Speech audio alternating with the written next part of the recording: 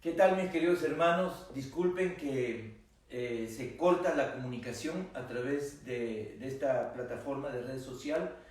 Está pasando, creo, esto porque hay mucha gente en el internet, en el mundo ahorita y en esta plataforma, ¿verdad? En especial. Así que voy a tratar de ir directo al grano hoy para que no se nos vaya a cortar la transmisión hasta que termine. Dios quiera que así sea.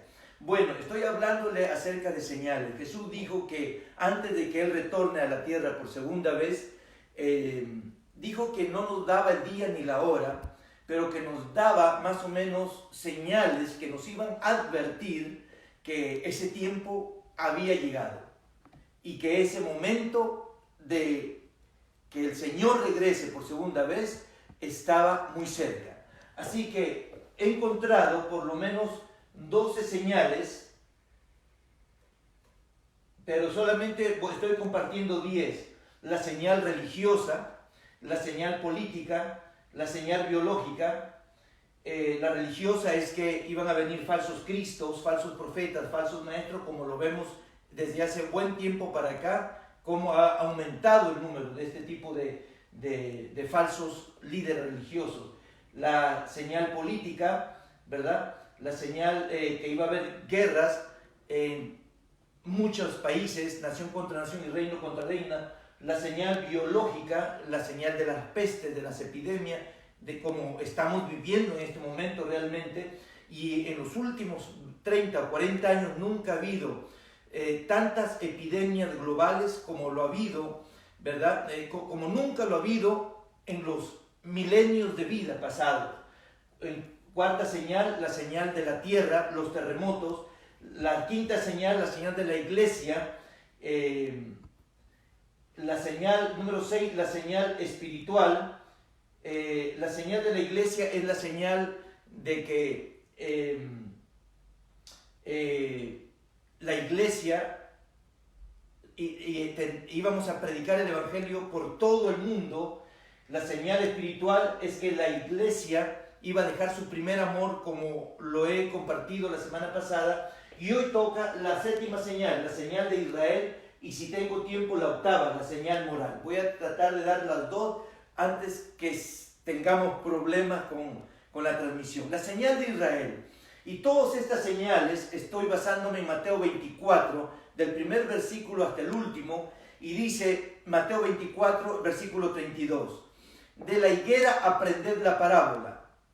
Cuando ya su rama está tierna y brotan las hojas, sabéis que el verano está cerca.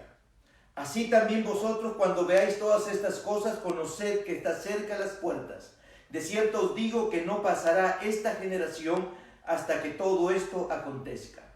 Lo voy a repetir. Mateo 24, 32. De la higuera aprended la parábola. Cuando ya su rama está tierna y brotan las hojas, sabéis que el verano está cerca. Así también vosotros, cuando veáis estas cosas, conoced que está cerca las puertas. La higuera, dice que cuando veamos la higuera que renace, que brota, que su rama está tierna y que comienzan a brotar sus hojas, debemos saber que esta es una señal que nos indica que estamos cerca a las puertas. ¿Está cerca qué? ¿Y a las puertas de qué? Estamos cerca a la venida de Jesús y a las puertas que se abrirán para dar paso a este nuevo capítulo en la historia de la humanidad, que es la segunda venida de Cristo. La segunda venida de Cristo es una puerta por la cual la humanidad va a entrar. Unos para perdición eterna en el fuego eterno y otros para vida eterna en el reino de los cielos, y que viviremos allí eternamente, sea en el cielo o en el infierno, será eternamente. Y dice, de cierto os digo que no pasará esta generación hasta que todo esto acontezca. Así que una señal de que Cristo viene pronto es la higuera. La higuera cuando sus hojas brotan, porque su rama está tierna, significa que el verano está cerca. Sí hay que ver que cuando este árbol comienza a brotar, comienza a salir nuevamente, debemos de saber que Cristo viene pronto. Entonces hay que ver la higuera. Y la higuera, todos los estudiosos bíblicos están de acuerdo de que la higuera aquí representa a la nación de Israel, a la nación de Israel. Así que, ¿qué pasa con...? Les voy a dar un poco del contexto histórico de esto. Pues en Mateo 24,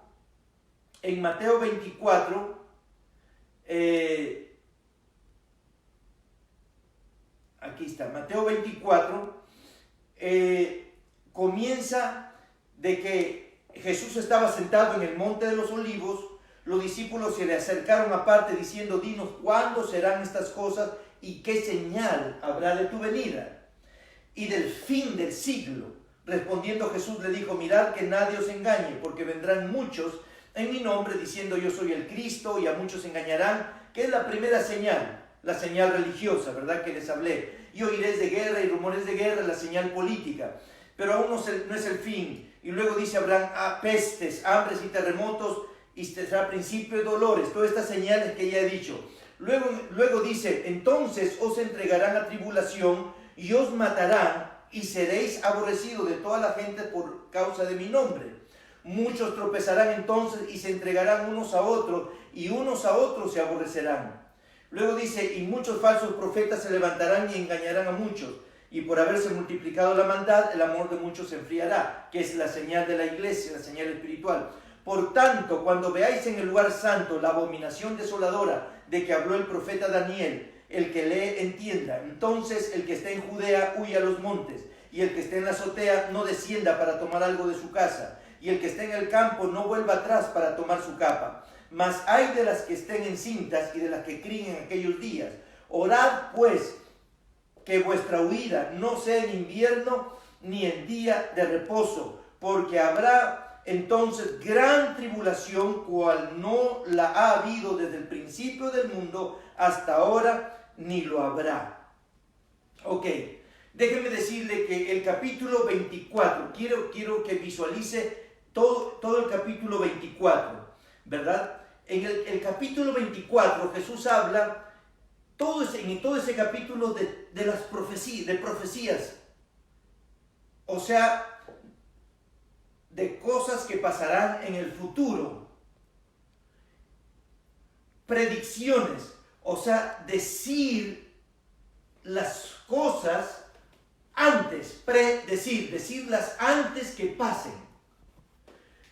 Pero lo que muchos no entienden es que en el capítulo 24 Jesús habló proféticamente para cumplimientos primarios y para cumplimientos secundarios, y estoy usando la terminología teológica para interpretar el capítulo 24 de Mateo.